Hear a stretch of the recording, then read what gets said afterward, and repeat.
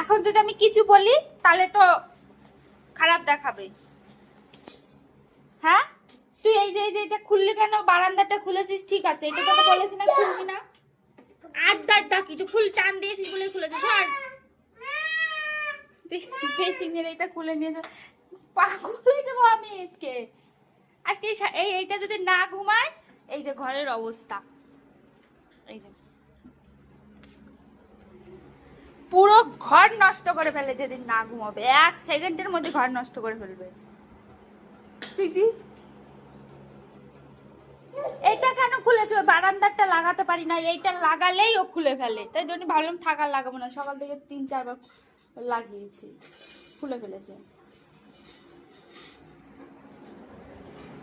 রাগ হয়ে যায় মাঝে সাঝে, সারা ঘর নোংরা করে ফেলে।